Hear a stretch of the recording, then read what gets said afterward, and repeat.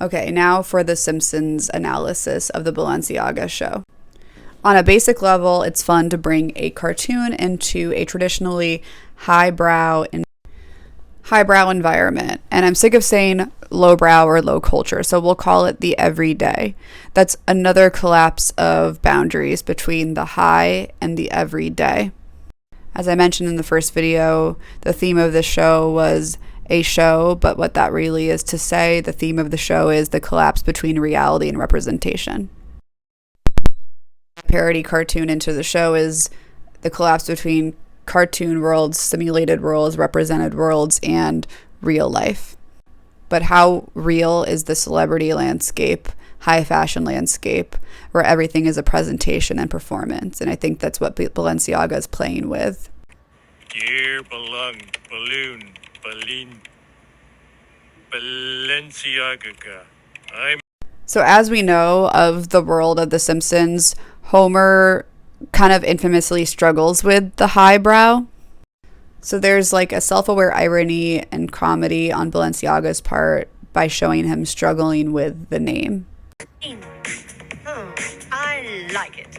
She likes it. Then I like it. Then I like it. Plus, showing all of the icons who were in attendance as Simpsons characters likely flatters the egos of those guests, but it also engages us, reminding us that all of these people are characters to us, the mass market, the public, and we are still valuable as audience members to these shows. These shows are insular, famously, and they need to be seen that way. But they're still coming through the media to all of us because we matter as consumers to their relevance. Basically, these layers of representations of these major figures in media ultimately circle back to our importance as the main consumers of the media images.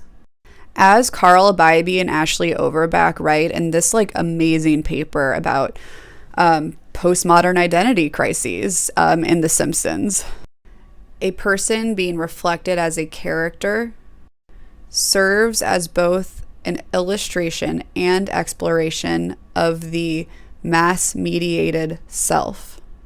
Seeing iconic people made more iconic by their cartoon representation tells us something about how media frames everything in our reality. But it's okay if that's kind of hard to figure out or grapple with. In this same paper, they include this quote: "The term postmodern is often a placeholder that indicates there are new phenomena that require mapping and theory." Part 3 of my analysis of the inherent postmodernism of Balenciaga's recent show, specifically in their use of The Simpsons. Where we left off in part 2 was why it's okay that it's so challenging sometimes to grapple with these levels and levels and levels of certain kinds of postmodern presentations, especially like with this show where the red carpet was also the runway and the use of a parody cartoon collapsed representation and reality. The authors of this amazing paper, Carl Bybee and Ashley Overbeck, quote Kellner: "The term postmodern is often a placeholder or semiotic marker that indicates that there are new phenomena that require mapping and theorizing."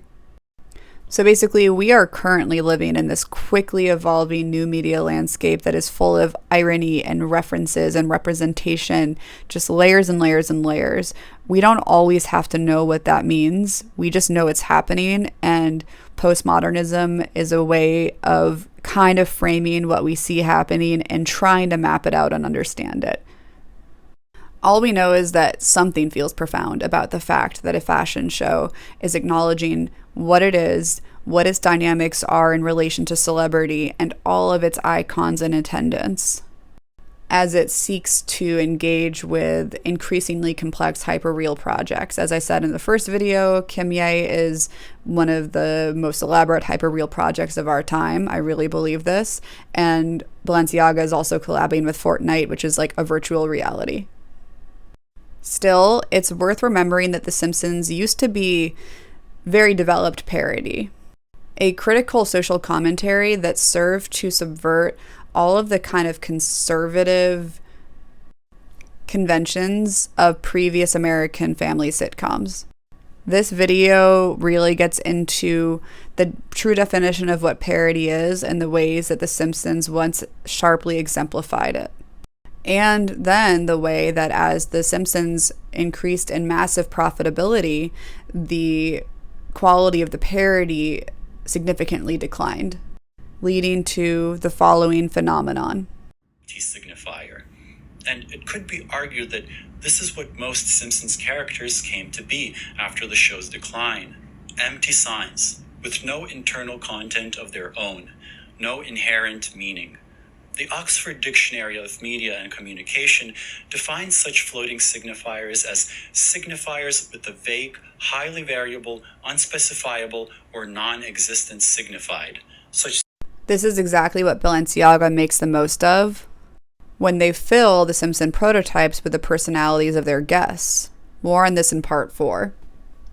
So part 4, and hopefully the last part of the analysis of the Balenciaga show and its inherent postmodernism. We're looking at some clips from this video about The Simpsons and the Death of Parody. With a vague, highly variable, unspecifiable, or non-existent signified. Such signifiers mean different things to different people. They may stand for many or even any signifieds.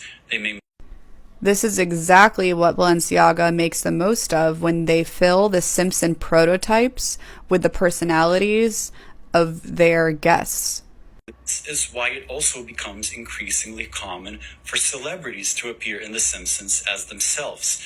Here, too, we see the self-referential nature of postmodern culture. Celebrities playing themselves are obviously unlikely sources of satire, and that's not what they're there for. They're simply there as part of a cultural code that refers to nothing real other than their own self-referential status as famous people. On IMDb, the point is basically it's layers upon layers upon levels of references, but for what? Kim and Kanye especially represent this phenomenon. We know this is them even though we can't even see their faces. We knew it was them when it was them in real life dressed like this. We know it's them in cartoon form. They've literally become parodies of themselves, which makes me think of a comment that I saw under the video that I've been referencing. The Simpsons literally created the term flanderization for when characters become parodies of themselves. I think the Kardashians are flanderizing themselves, and they want to, because what that means is a kind of greater mythologizing of oneself, the ultimate recognizability, the making of oneself as a real archetype in the larger story of life, human history, literally. And in this moment of this phase of that mission, Balenciaga seems to be wanting to help them and dress them in that mission.